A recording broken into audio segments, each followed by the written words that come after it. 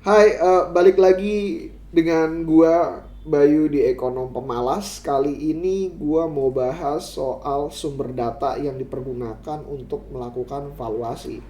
Gak semua sumber data itu sama dan lu harus tahu bagaimana sebuah sumber data itu dapat mempengaruhi keputusan dari lu mengambil uh, valuasi dari sebuah perusahaan. Sorry. Uh, gue akan bahas dua sumber data yaitu biasa yang digunakan oleh Stockbit, Barchart dan Baltic.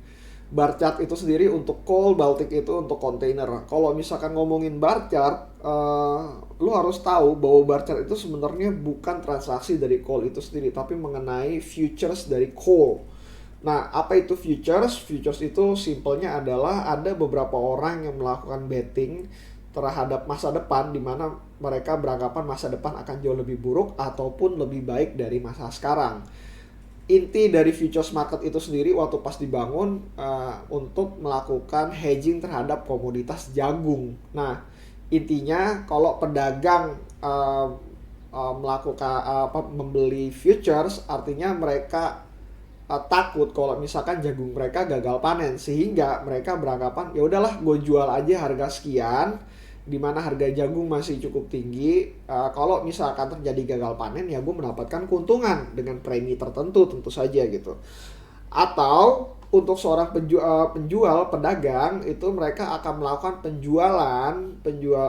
membeli, mereka akan menjual futuresnya mereka bahwa oh jagung harganya akan lebih rendah sekarang. Kalau misalkan jagung lebih rendah sekarang, di masa mendatang akan lebih rendah. Artinya kalau gue beli sekarang dan gue jual entar, itu gue akan mendapatkan selisih keuntungan ketika marketnya tersebut terjadi. Dia bahkan beranggapan bahwa masa depan akan terjadi gagal panen dan harga sekarang mungkin jauh lebih baik. Artinya mereka melakukan hedging terhadap transaksi mereka. Mereka melakukan menjual masa depan dan membeli masa kini. Membeli masa kini dengan cara gimana? Ya pakai market biasa aja. Mereka akan melakukan ijon terhadap pedagang tersebut. Oke, gue akan beli jagung lu 4 bulan lagi dengan harga sekian. Kalau misalkan lu setuju, ya udah lu tanda tangan gitu.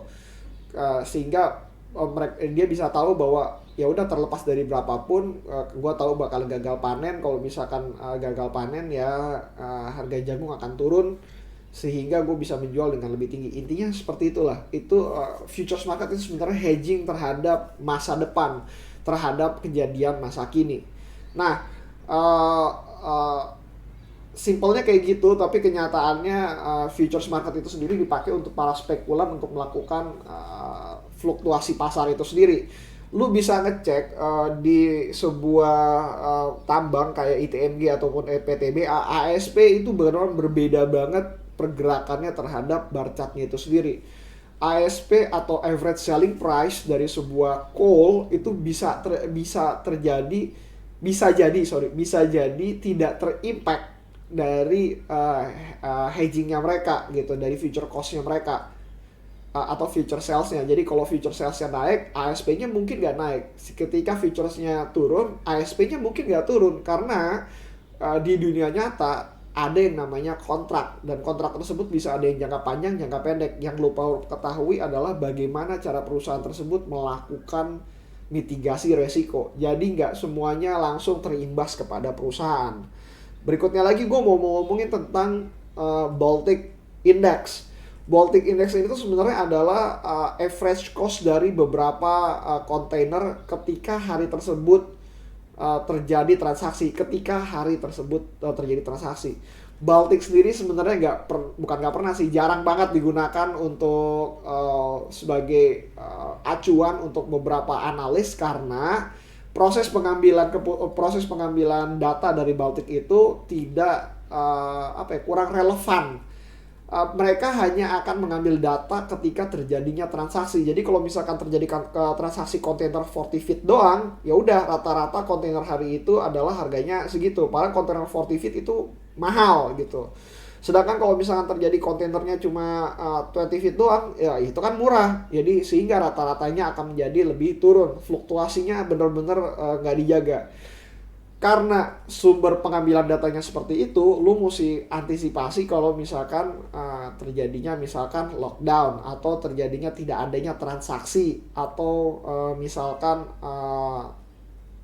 apa ya, transaksi hari itu hanya 40 feet doang atau transaksi hari itu hanya terjadi 20 feet doang. Nah, lu mesti baca bagaimana proses pengambilan data tersebut. Di Baltic Index sendiri, Baltic Index itu sebenarnya ada dan mereka menjelaskan bagaimana proses pengambilan keputusannya itu sendiri. Jadi akan sangat salah kalau misalkan menurut gua menyalahkan misalkan untuk kontainer turun gara-gara Baltiknya turun. Ya hari itu mungkin turun, lu mesti pakai data pembanding yang lain gitu. Gua sendiri kalau misalkan kontainer gua pakai Harper X. Nah, Harper ini sebenarnya jauh lebih relevan karena mereka punya kapal kontainernya mereka sendiri dan mereka merilis hal tersebut. Jadi harga hari itu benar-benar adalah harga yang ditawarkan oleh Harper kepada pedagang-pedagang yang ada. Jadi benar-benar harga yang akan dan maupun terjadi transaksi pada saat tersebut. Bagaimana kalau nggak ada terjadi transaksi? Ya harganya pada saat tersebut adalah seperti itu. Karena mereka punya data yang cukup banyak. Walaupun tidak semasif si Baltic, tapi menurut gue akan jauh lebih relevan menggunakan Harper. Ataupun kalau misalkan lu ngomongin tentang China container index, balik lagi proses pengambilan keputusannya bagaimana. Lu harus pahami proses pengambilan keputusan proses pembentukan data dari China container tersebut. Kalau nggak terjadi transaksi, ya tentu aja harganya akan turun banyak. Kalau terjadi transaksi, apakah harganya akan naik banyak? Nah, kalau misalkan hal tersebut misalkan China lockdown, tidak terjadi transaksinya hanya terjadi pada kontainer kecil, tentu saja harganya akan mempengaruhi hal tersebut. Kalau misalkan China-nya buka, apakah harganya akan naik? Ada yang beranggapan bahwa naik atau enggak, tapi jauh lebih baik untuk melihat hal tersebut dari kacamata industri itu sendiri. Kalau misalkan tiba-tiba lockdownnya dibuka dan supply dari pengiriman barang itu mulai membanjiri pasar, bisa jadi harganya malah naik bukan malah turun karena supply barang kurang dari kemampuan dari kontainer itu untuk menyerap supply tersebut gitu. Nah, jangan pernah menggunakan satu buah data.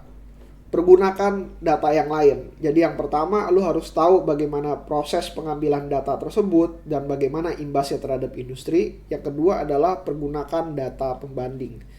Data pembanding bisa dapat dari mana? Ya banyak gitu. Lu mesti pelajarin perusahaannya. Apakah perusahaannya tersebut benar-benar terimbas dari perubahan harganya, atau mereka punya kontrak jangka panjang yang lebih baik dibanding apa yang terjadi di pasar.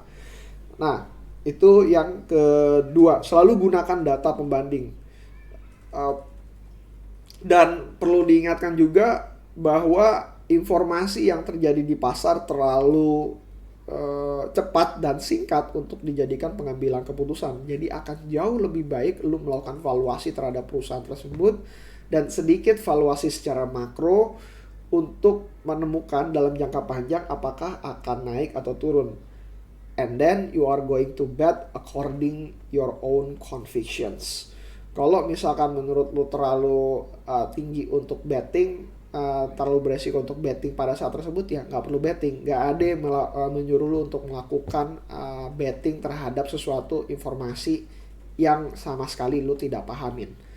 Intinya ada di sana. So that's it. Kalau misalkan lu punya informasi lain yang bisa ditambahkan, feel free untuk chat sama gua, DM gua di Instagram @bayutabusala, ataupun kalau misalkan lu nggak mau, lu bisa email gua di bayutabusala@gmail.com. See you again next time. Bye.